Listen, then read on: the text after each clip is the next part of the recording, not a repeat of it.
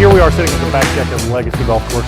So if you hear some background noise or you're watching on YouTube, they're doing some maintenance out here, but the setting is too good. I wanted to get you on to talk about player development because you come from a perspective of seeing sports in many different areas, and you look at golf coaching kind of different than other coaches. What's your perspective in development of the player?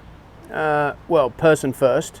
So develop the person, figure out who am I dealing with as an athlete, golfer, and then what are their goals, and then kind of reverse engineer it. So I start with the end in mind. What do they want to do? So loads of questions on the front end, try and understand the person, what they want, how they're trying to go about their business now. Mm-hmm. Most of the time when people come and see me, it's because they're struggling. There's not something going good. No, people don't generally come see you when it's amazing and say, hey, I just like a consultation. Can you just validate why I'm doing these things really well? Throw some new things in my head. I'm feeling really comfortable. I just need to make it harder. Yeah. So it's one of those things where you're trying to get a really good understanding of their perspective. So I think perspective is everything. Like, why do they think the way they think? What are they trying to do? So once we have all that, now I'm going to look at, okay, physically, what do you do?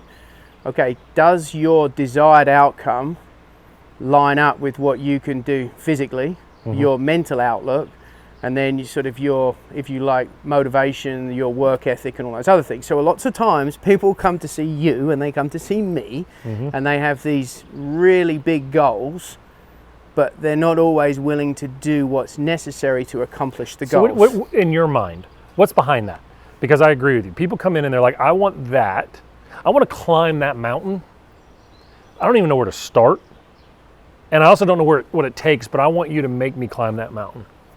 That doesn't work. No. Well, most of the time people's expectation is that they're going to go see somebody and there's going to be a magic pill or a magic bullet, and all of a sudden greatness is going to occur. And the reality is that it's nothing further from the truth. Now, lots of times people have lots of the attributes necessary, and there can be one thing that's missing, and you can kind of enter that into their repertoire and be all of a sudden that can be a big catalyst for amazing things.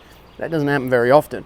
But we only hear about those successes, and people are always watching and observing what everybody else does. And so if someone else does it, oh well, that's the way I should do it. And I think lots of times people have this belief that you're just going to lay the hands on them, so to speak, or one thing's going to happen, because you see that over and over again. And the best players in the world, when you work with those guys, they're able to do things quite quickly. Now, whether they're willing to actually listen to you, whether there's a connection between the two of you, and whether they can assimilate the information, I think that's a huge part. But that's an interesting place to take a dive in. The best players in the world do things that you and I don't even do. And yet they're asking us to coach them. Me to coach them on the mental side, you to coach them on the whole person side. Body, swing, mechanics, mental, everything, okay? So the best players in the world are doing things and walking fairways that you and I have never walked. Yeah.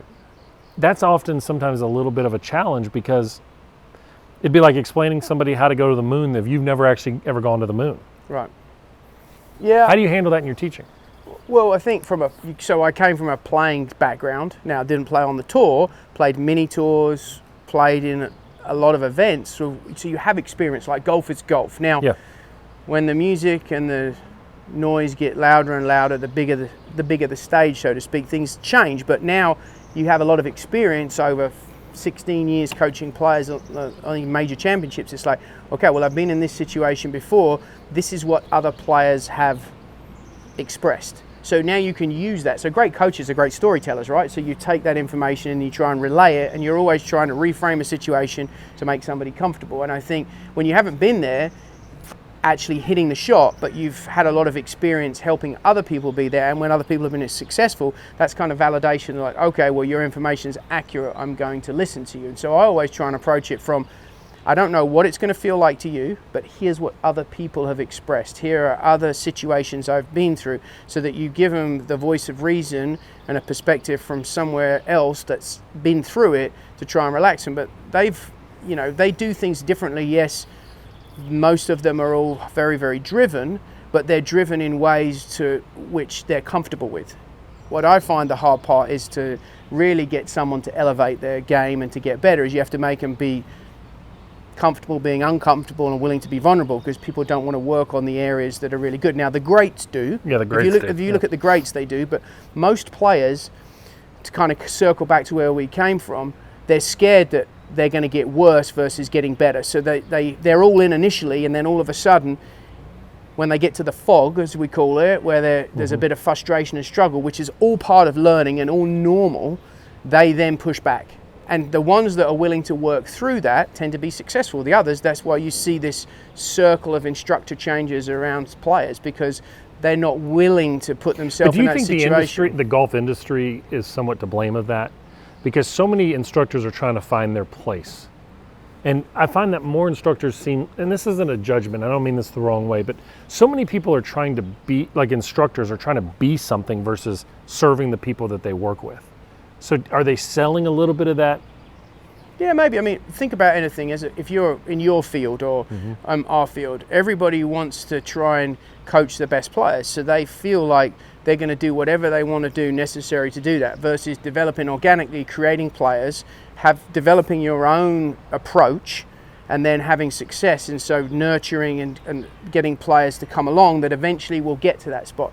Everyone wants to get there quicker. They don't want to try and do their hard graft, so to speak. It's like, okay, social media now, text it, video it. Everyone's trying to get there as quickly as possible, as opposed to going through the process to actually learn. Like anything, if you don't do the work yourself and you don't work through it, create your own processes, your own sort of philosophies based on experience, then you really struggle because you're never really owning it. And I think that's where, as our industry, owning it is the issue, right? Our industry is that people don't have their own information. I mean, there's nothing really new in some senses, but your approach, the way you look at things, the way that you put the whole piece together, that's got to be unique to you. And I feel like the way I do it may be a little different to how other people do it, but I think all great coaches have that. They have the ability to take the macro, mic into the micro, and help somebody be really good. But as an industry, people give $30 golf lessons. Do you go see a $30 doctor? No. You might go to Doc in the Box if you're away somewhere and you're really sick, but essentially you're going to seek out people that are experts. The problem is there's way too many generalists, but when you get to player development, it's way more a specialized environment, because you're trying to build players up. What are the ingredients necessary? Well, some people don't even know. If you've never coached great players, you'd have no idea what the ingredients are, because if you're coaching Mrs. Faversham, her ingredients are not, she doesn't have any of the intangibles or any of the really specific skill sets needed, both as an athlete and as a golfer, that you would have if you were coaching Dustin Johnson or Tiger Woods. So it's all very different. And as coaches, I think our goal is always to improve your skill set, and you're always waiting for your opportunity, right? Like the Eminem song, you get one shot, right? The 8 Mile thing is like, my goal as a coach is to continually improve my knowledge base, basically get better at what I do. You mess up along the way, and the whole point of that is, what do I take from that relationship and then take it into the next relationship? What are the anxieties that you have as a coach? I mean, because as you know, so many coaches struggle with, and I guess me individually too. I mean, you work so hard for players, you want to see them succeed, but separating the value of you as a coach versus the impact you make on the player. Yeah, that's a challenge. You're always, I think, number one, my motto is, what's the least invasive approach that's going to have the biggest bang for the buck, or the most productive in the outcome? And I'm always trying to make sure that you do no harm. I take the medical approach. Like, sometimes you'll give people less because you're trying to make sure that you get buy-in and adoption early and they do the right thing. Then some people say, well, that's not enough. Then some people, you try and give them more because you think they can handle it. They may not, and then they'll say that's too much. And so I think as a coach, the number one is you're always trying to make sure that you help the person get better. They should leave you better as a whole, whether it's conceptually or whether it's actually hitting the shot. They have a plan, right? Like, you've got a guide of, this is what you need to do, this is the way, here's the process to go apply that. But not everybody's going to interpret your information. So when we've talked about it before, I think the most important thing is your connection with the student, and then creating a vernacular that they understand. So you have to be a linguist. You have to speak many languages, and different players need different things. And some people interpret information And you're like, well, that is a complete contradiction to what I'm saying, but that's how you interpret it. Well, that's on me. So as a coach, I'm always like, well, did I say that in the right way? How did I present that information? And that's the tough part. So my anxiety is always, I know that the information, with the way that we now can measure objectively here at our performance center, I mean, we have 3D, we got force plates, we have video, we have everything you can diagnostically measure, right? I know that the information is accurate because it's objective. It's not subjective anymore as I think you should do this. It's like, okay, here's what's happening.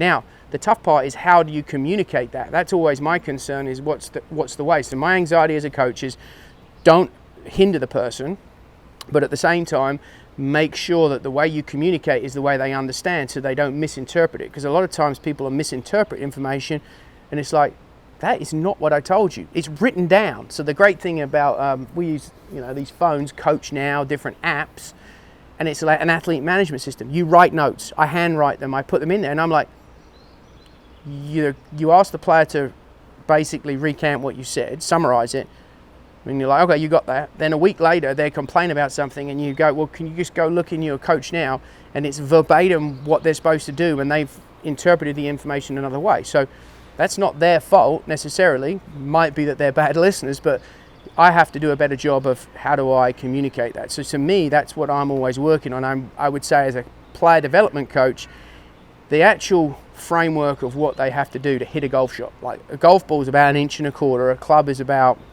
3 inches, drivers, some of them are bigger. The actual skill of standing side onto it and hitting it and making it go somewhere forward so that you can go hit it again and then hit it again and actually put the ball in the hole and develop a score is not that hard. The tough part is the person, the personality, their, if you like, willingness to be helped, but also at the same time, how do their communication skills work with you? Some people are very, very much reluctant to share with you, and then it's like they want you to help them, but they're not willing to be helped. That becomes really difficult. So I'm always communication. Am I doing them any harm? And essentially, how am I going to get them to buy in? And everything's to buy in, because once someone's all in, now it becomes very easy. And I would say I'm way more in the Bill Belichick, Nick Saban, as a study of coaches, pragmatic.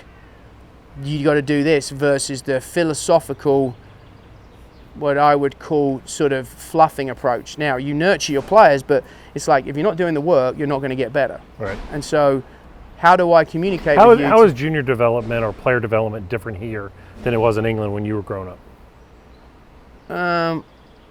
Well, it was a lot more of the old school model where you'd have to go do it yourself.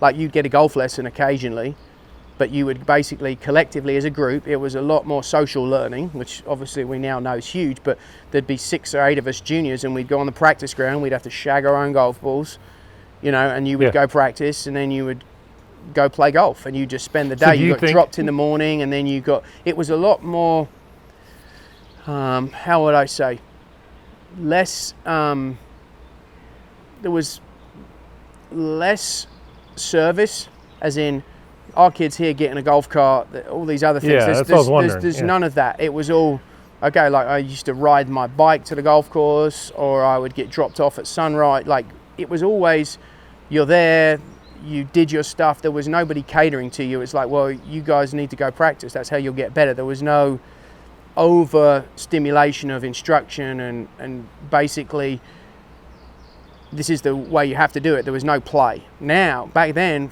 Because were you allowed on the course? Yeah, but you weren't. You had to pass a testing on the golf course. I mean, it was a lot more formal, but it was one of those things where once you started playing, it was basically you played a lot. Like you went and you hit shots, you went on the golf course, you messed around, you'd play. So we had like a 7-hole loop, we had an 11-hole loop where you could play 18 holes. They've since changed the nut to 2 9s, but essentially you would just go out and you might just play 7 holes, but you'd go to the practice ground, you'd work all day, and then you'd go play golf. So it was a lot more free play as opposed to all structured. So I'd say that's how it's different. But if you wanted to do it, you were motivated to do it. And people didn't know about, we're going back 30 years, people weren't into motor learning it the way they are now.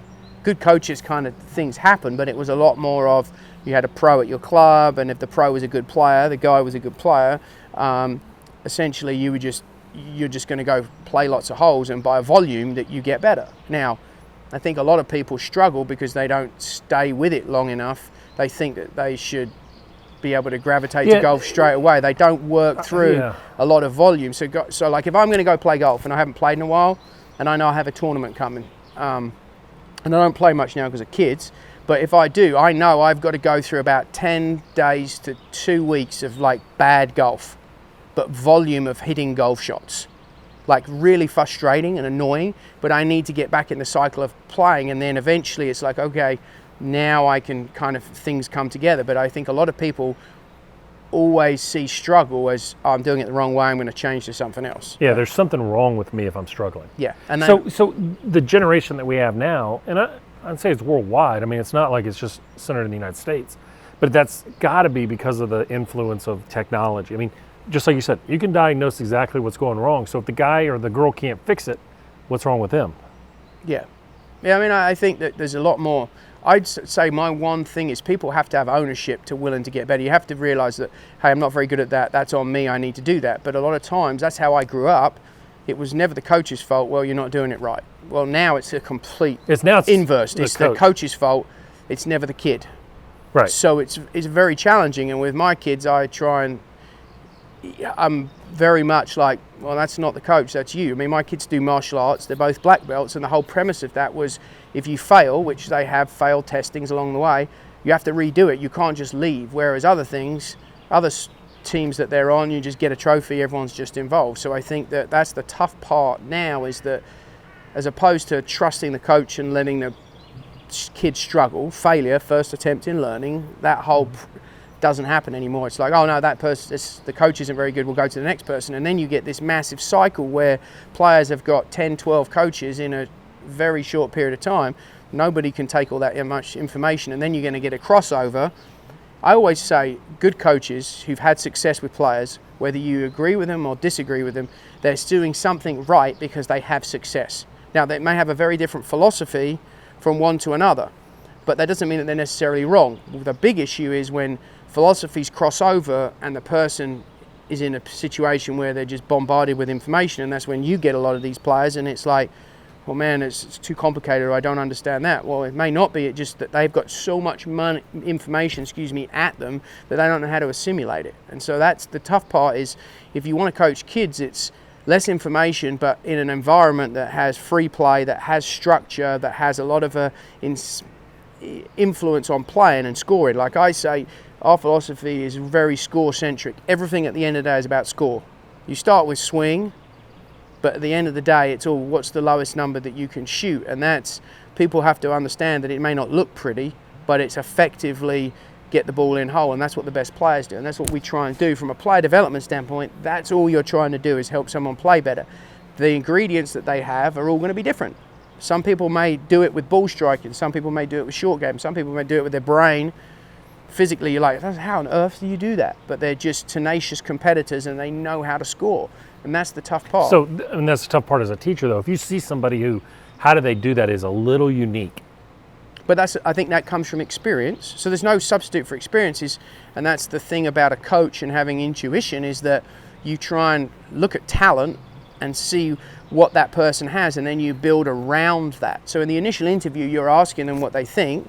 I always, if it's a new student, I'm trying to get all the data and stats on them that I can, so I can, with an AJGA kid, an SJGT kid, if they've got some of Fawcett's stuff, if they've got any of Brody's, like stat basically, I can then look at that. Then I take what they're doing and then say, okay, well, have you thought about this? And not everybody is totally objective about what their skill set is as well. Some people are a little on the delusional side of it. So, but as that comes from experience of coaching good players and knowing, well, hey, that player had that and they built around that, and this player had that. Like, everybody's different. Golf's tough now though, because it's a power game. So there's certain attributes. I would say it's no different to playing Premiership soccer in the UK. If you're fat and out of shape and you can't run, you might have all the skills in the world, but it doesn't matter, because it's a speed game. It's a speed game. It's played very, very fast. Well, golf's kind of trending that way. Last week at Harbour Town, a little bit different, because you take distance out of it, but most of the golf courses have such a big distance bias that there is essentially you need to hit it a certain distance. And if you can't, then it's going to be difficult for you. That's not to say you couldn't do it, but it's like there needs to be some of that. So you have to have certain attributes, minimal requirement, just like going to college. You have to have this to get into this school. Well, to get on the PGA Tour, you need to have this. To get on this tour, you need to have that. So they're benchmarks that you need to look at. It's not to say that there aren't anomalies along the way. They aren't. And my job as a coach is to be able to look at those areas that they might be high achievers in and say, okay, well, that could offset this. But as a general rule, we have to be objective as a whole if we're trying to build rotary ballistic rockets as kids and players so they can send the ball as far as possible. I want to switch a little bit about you in a sense that you stand in a world of golf instruction with a lot of respect. You write, you speak, you educate, you work with TPI, you educate hundreds and thousands of people across the world every year. Your journey to get to here, though, is not what most people would actually think. And the only reason I know that is because you and I being such good friends. But I had a conversation with an instructor this morning, and he was echoing a lot of what you talk about. Is so many young instructors are coming out with all this technology, and they can get to the diagnosis of the problem. They don't know how to get them out of it. Yep. You as a young instructor, though, I mean, from sleeping on golf carts in a cart, right? Yeah. I mean, share that story, because I think it's, people think that they're going to come out, they got all the answers, they read the books, they've looked at the YouTube videos, and just get me some great players, I'm going to take them to #1 in the world. Yeah, no, so my background is really, I played college golf. I came to America to play college golf, had lots of aspirations to try and play, and I would say I'm the ultimate try-hard kid, so I'm always going to be one of those people that's guilty of thinking people are lazy or telling people they don't work hard enough, because my motto is you're not going to outwork me. Now, it may not be the most gifted, but my gift is work ethic. So I managed to play college golf. My senior year I played okay, but wasn't never great, but was like, loved working at it. Was always a student of the game. So I managed to get some sponsors when I graduated, and I played for a while. I had no business really playing, but was trying, and I was getting better and better and better. I still would say if I had enough funding, I would have been great, but I didn't. But the character journey that I went on, in order to do that, I was so willing to do it. I lived in a cart barn. The club I was at in Alabama, a friend of mine, lovely guy, he basically helped me, and it was like, listen, eventually I'm not going to fund you anymore to like play golf, but if you want to start teaching more, because you're already teaching, you teach a lot, I'm more than happy to help you kind of do that. Well, teaching more was, I taught on a driving range, you were there, a place called Gunner's Landing on a ski slope. It was a black diamond. Yeah, black diamond run with short flight golf balls. And basically I started with a video camera that I saved for, and that was it.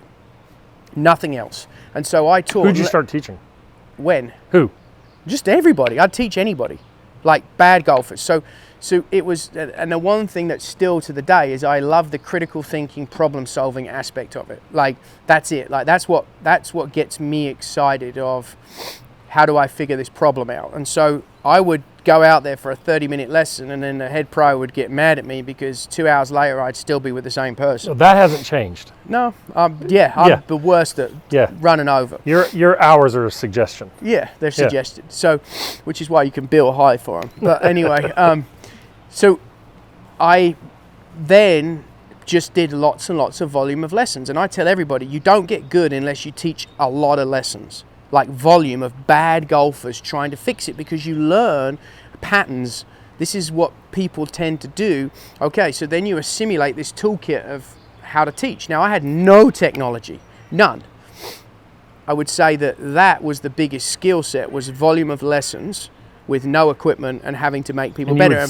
You would live at the cart barn. Yeah, and people got better, and that was it. And then I would still play. So this is what did help me, was section events here was the Dixie section. Now it's the Alabama Northwest Florida PGA. Mm-hmm. Can't imagine why they changed that name. But anyway, correct it, yeah. So played in lots of tournaments. So I was one of the younger guys, but obviously better players. So played in the PNC and the National Assistants, lots of tournaments. So I could do it and I could talk it. And so now that attracted juniors and kids. And then eventually I kind of got a call from Heath Slocum, I'd played mini tours with. The one thing about mini tours was all the guys that were eventually got to the PGA Tour, they knew me because I was the idiot that was on the range practicing when everyone else was done. I mean, I used to stand there with like 2 irons thinking if I could master a 2-iron high draw off the fairway, it would all be there. Just rather foolish. But anyway, so people said, well, this kid knows what he's doing. And then Heath asked me to help him. And that was kind of how I got started after like 5 years of teaching loads of bad players. So it took you really 5 years to get to a tour player. Yeah, I mean, it wasn't like immediate spontaneous because nobody wants to like trust you, and even then it's like, okay, well, how am I going to do this, like what's the right approach? And so it took a lot of time, and then I really probably made it my passion early on to go see as many instructors. I didn't have one mentor, so a lot of people are groomed by I didn't have one mentor. I had lots of people that are really good to me, like a big list of people, but I'd go see people and I would talk to them on the phone. There was no real internet at this point, so it was more like reading books and going and watching and observing and seeing people to get lots of different influences. But it was never like, oh, you're an understudy of Butch Harmon or Hank Haney or David Ledbetter. None of that. So in some ways that hurts you because you don't get access to the players, but at the same time it's good because you're much more rounded and you have lots of different influences, and then you've had lots of people help you. There's not just one people, but I think mentoring's huge. Those people are all massively important to my development, but I feel like it was useful because I didn't just have one bias of like, this is how you should look at golf. It was very much, okay, does this information work? Well, can I go use it? And that was cool. As a player, it was like trying to implement everything that you were assimilating as from an information standpoint. And then once you get one player, then you get another player, and I mean, it's kind of like the second guy I probably got was Robert Karlsson in 2007 or 8. I'd already worked with Heath, and he'd been really successful, but it's kind of under the radar. I always feel like when you're out working with a player, you're with that player, like you're there to do your job. So lots of people are social butterflies. I don't really do that. I'm just like, which is probably a hindrance to me, but I'm like there to do a job. I'm there for my players, and that's how I've always been. But in 2008, I think it was actually 7, Robert Karlsson asked me at the PGA at Tulsa if I would look at him. I only got that because his caddy, Gareth Lord, who went on to caddy for Henrik Stenson and a bunch of other players, basically had heard, hey, this guy gives golf lessons, but he never gives the same lesson twice. And that was kind of from a guy in Chattanooga, and that's where Lordy went to school. And that's how I got Robert, and then I helped Robert, and then from then on, the next year, he went to like number 6 in the world. But it was one of those things, I was kind of in the background, but I'd had a lot of success. Probably didn't market that very well. But from there, it kind of springboarded and lots of players over time. But it took a long time to do it. And I would say that whole 10,000 hour thing, I mean, if you can do 10,000 hours in like the time it would take to usually do 2,000 hours, I probably did that. Like my wife, once we got married in 2003, she used to go bonkers because I'd always be going to see somebody or reading or studying or traveling and trying to get information. So, and still do. Like that's the thing now. It's one. But I guess the reason I ask is, and I wanted you to share that side of it, having known it, because I think so many people are fighting for a piece of the status, right? From a teacher standpoint, from a coach standpoint, so many people want that piece. What, standing on the driving range, traveling out a suitcase, 300,000 air miles a year, getting shouted at by players? Yeah. That's great. That's what they want, right? I know, I'm there with you. I mean, It's one of those things, though, is I think if you aspire to be the best at something, right, you want to validate that you're good and your information is good, because if you work with the best players, then they should be able to do it. And if they can use your information and it's accurate, they should play well. So that's right. Would be, I think, to everybody's, like, anyone that coaches a player, if they say that they don't want to do that at some point, they don't aspire to do that, they're either don't have lofty goals or they're probably not being completely honest. Like, you may get into it to specialise in juniors or specialise in ladies golf, but once you start doing it and you have success, you want to test your skill set. You're always trying to get into the bigger pond to see how good you can be. If you're a competitor, so as a competitor, so I think that's why is the competitive aspect of you, the coach. I mean, I know for me, working with players, I want to see them personally develop, but there's the competitive aspect of me. Is I want to see them succeed. Yeah. Now, sometimes I'm not going to say I want it more than they do. That's not true. I know these guys want it, and the men and women want it. And I think the competitive aspect for me as a coach is the fact that I really can't control everything. And so I want to see them succeed. And I want to see them have it. And yet I got to remember at the bigger picture, sometimes those obstacles are the greatest learnings that we have. Oh, I mean, I think. But that's so hard as a coach, right? Yeah, but you obviously want them to do well competitively. We say this all the time, you're only as good as the players you coach. Yeah. So if you've got players and they all suck, you're going to get fired. Yeah. But inherently, you may not be doing as good a job as you could. Now, there's lots of other intangibles you never know about. Like, I mean, people don't understand why players struggle. They think they do, or this person's doing this, it's terrible, but you have no idea about what their background is. Yeah. Or what their home life is. That's what I mean by background. Yeah. So I think it's one of those things. I always want my players to play well, and my peers who I respect, I might disagree with some, but I respect all of them. You always want your players to beat other players. You want your players to go play. My perfect wish every week is that the players that I have in the field are all in a playoff together. Yeah.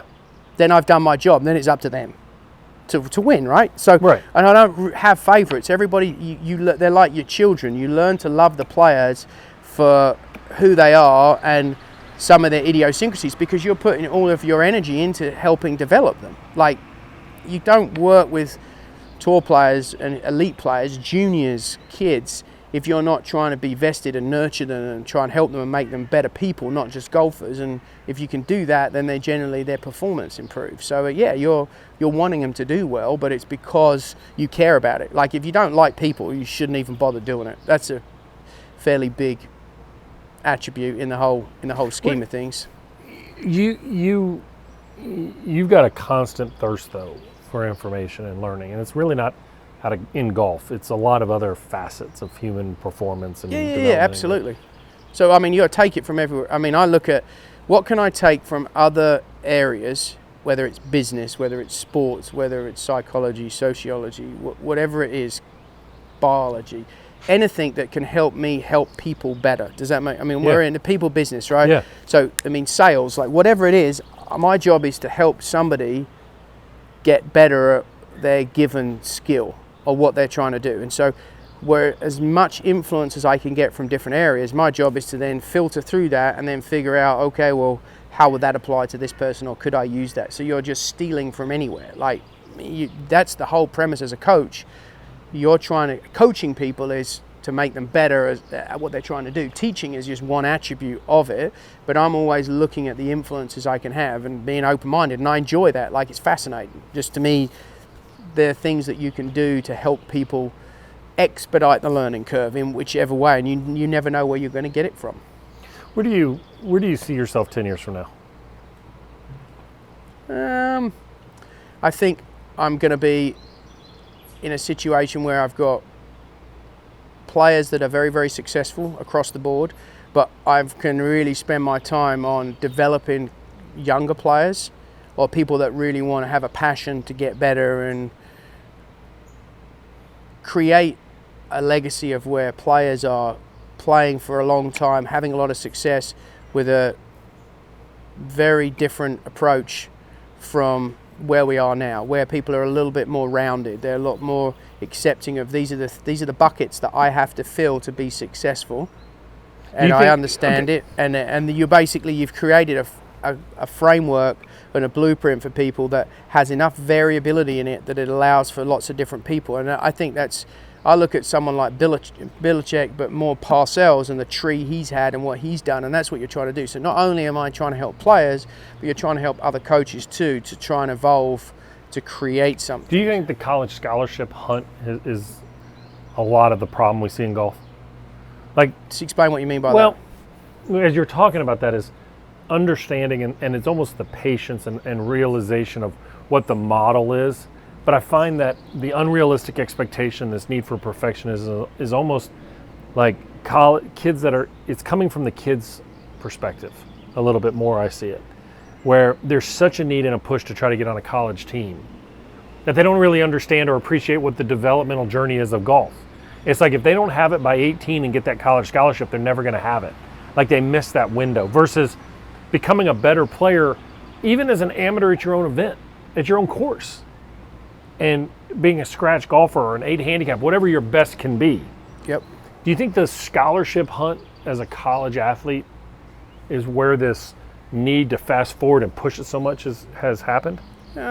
I mean, maybe. I mean, so I think everybody's looking at where do they aspire to be and what are their goals. So some people's capacity might be that they want to play college golf, so everything's going to be them trying to do that. Now, I would say people who want to play golf for a living and you want to play the tour, college golf is here nor there. I don't necessarily think it's relevant. So I think it depends on what you're trying to do. I think college scholarships are a bit of a status symbol as well for people to say, hey, I play college golf. Well, did you really play college golf? Is that what you're trying to do? I think if you're trying to pursue high performance and get better, I would tell you that going to college isn't necessarily going to make you better anyway, because it's, especially if you're trying to ultimately play golf for a living, it's everything, especially high level college golf, they're like players on the PGA Tour. So now when they don't make it to the web.com or the web finals, now all of a sudden they're not flying private, they're not playing on all these. Right.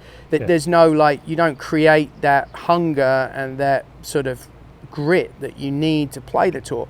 College golf that whole process is no different. I think people are trying to chase that. They're trying to get scholarships, which is great. I did it, but in the goal that was just one stop along the journey. That wasn't the ultimate destination. And I think then if you're trying to go beyond that, sometimes I don't even think it's a good thing. I think it can hinder you because you've got other obligations. If you're truly going to play golf, then if you look at most of the European players, they never did that. They went straight to turn professional, living out a suitcase, understanding what it takes. And it takes a long time to become comfortable with traveling and all of the different stops and obstacles you have to navigate to do that. And college golf doesn't prepare you for that. You go to class in the morning or at night, where you take them online course now, and you go to the golf course, you go to qualifying. If you don't qualify, well, then you stay at home and then you wait until you can qualify again. You're not playing tournaments. I would say that it's a great thing. College golf, love it, but it's not for everybody.